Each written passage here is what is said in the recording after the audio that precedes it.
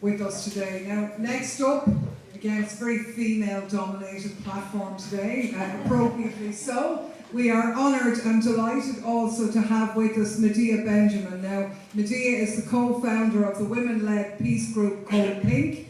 She's also co-founder of the human rights group Global Exchange, the Peace in Ukraine Coalition, Unfree Afghanistan, etc., etc. She's been an advocate for social justice for over 50 years, and she's only 52, so that's amazing. Described as one of America's most committed and most effective fighters for human rights by the New York Newsday, and one of the high-profile leaders of the peace movement by the Los Angeles Times. She was one of 1,000 exemplary women from 140 countries nominated to receive the Nobel Peace Prize on behalf of the millions of women who do peace work internationally. So we're delighted to have Anne's partner in crime, Madea, here with us today.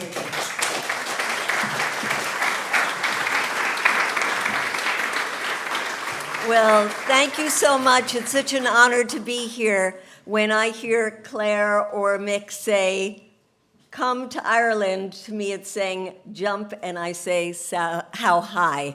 I will follow them anywhere. And being here at this forum is really heartwarming for me, just the fact that we're having this forum. My partner in crime, Ann Wright, and I just got back from Ukraine.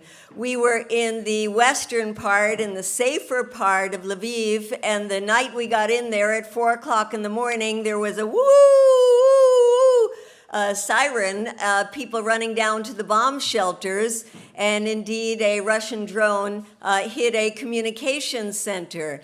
The days we spent there, as we walked through the streets, 1 minute it would look like life is normal, people out in the cafes going about their business, and the next minute you'd come upon a ceremony for a fallen soldier. We went out into the cemetery and saw hundreds and hundreds of freshly minted graves. We saw the widows who were desperate. We saw the children who were leaving flowers for the fathers that they would never see again. It is horrific what is happening in Ukraine, and it is natural that people in Ireland, like people everywhere, say, how can we help?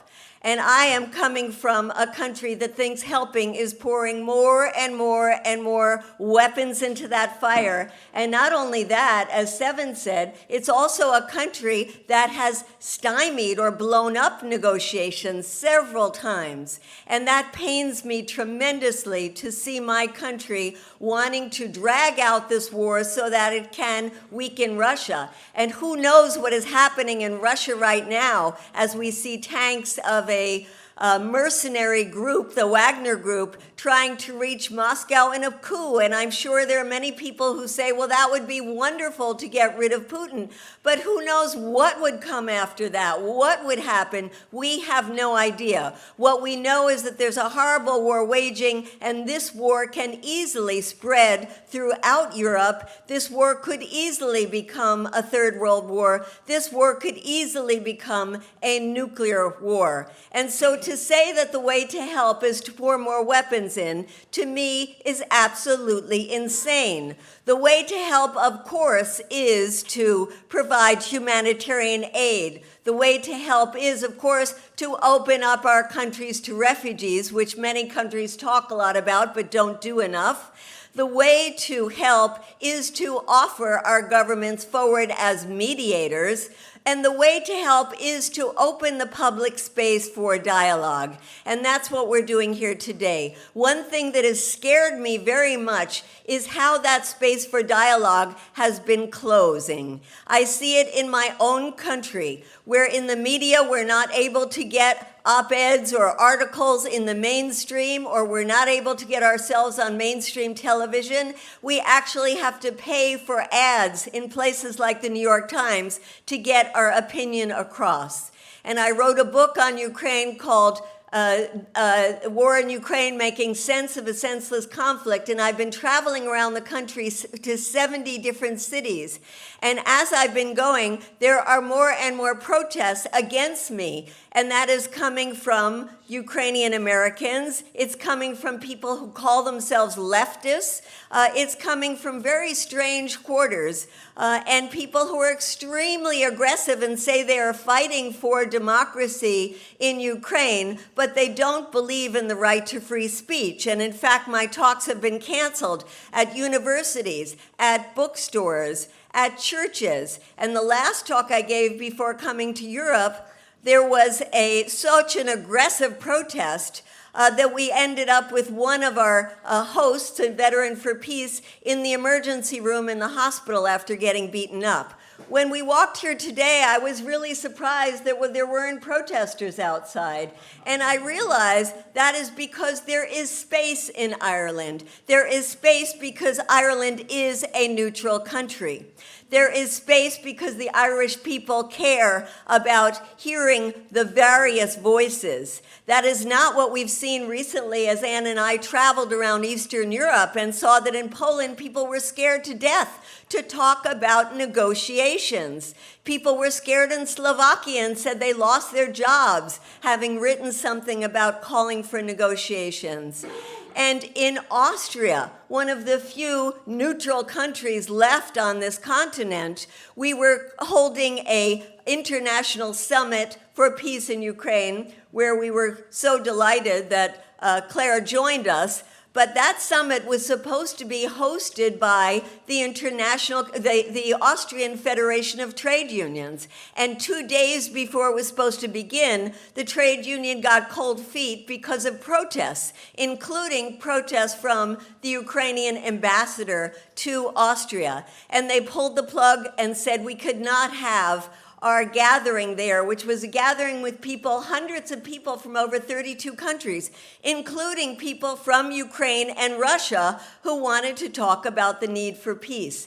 We also had to find a new venue because the press club canceled our venue for a press conference. And the press in general in Austria trashed us for being Putin apologists. None of us are Putin apologists. We are all delighted to talk about how we do not believe that Putin is a president of a country that should continue in waging this kind of war, this illegal, brutal war. We are happy to call him what he is, which is a murderous dictator. And yet, we are considered Putin apologists. And that's why, again, it is so important to be here. And I want to single out how important it is for the world community to hear the voices of Clare, Daly, and Mick Wallace, which we hang on to in your 1-minute speeches.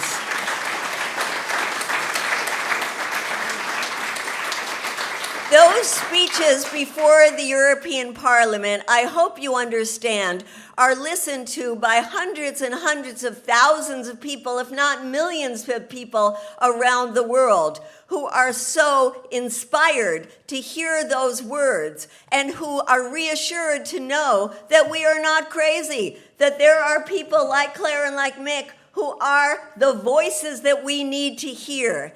And when we talk about the voices that Ireland needs to have represented, we do not need more voices representing militarism. We need those voices representing peace. And the voices of Ireland right now are so important because of the reputation that Ireland has around the world. When I travel around the world, I am so jealous of the Irish because you are so loved around the world. And you are not loved because you have this strong military or you have this big weapons industry. You are loved because of your neutrality. You are loved because of your anti-colonial roots. You are loved because of the support that you have given to struggles from Palestine to Yemen to Cuba. That's what you are loved for. And you are loved for also echoing the voices of people throughout the global south who are saying, we need to end this war. The people like the 6 heads of state of Africa who said this war is affecting everyone throughout the world and it's bringing more hunger and famine to our country.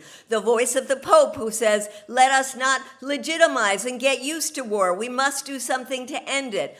the voice of China. And I know when the Chinese came out with their peace proposal, some of us went to our Congress where our Secretary of State, Anthony Blinken, was talking about U.S. diplomacy and got up and interrupted him and said, "What U.S. diplomacy? Where is the U.S. diplomacy? And if you don't like the Chinese peace proposal, where is your peace proposal?" At which point we got arrested and thrown out.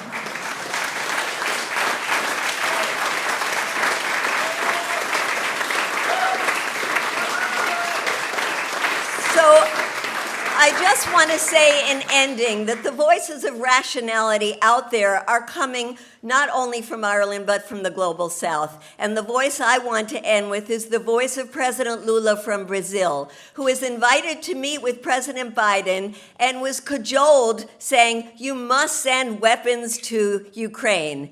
And he got out of that meeting and he said publicly, Ukraine does not need more weapons. What they need is interlocutors who will talk to the Russians and say what a horrible mistake they made invading Ukraine.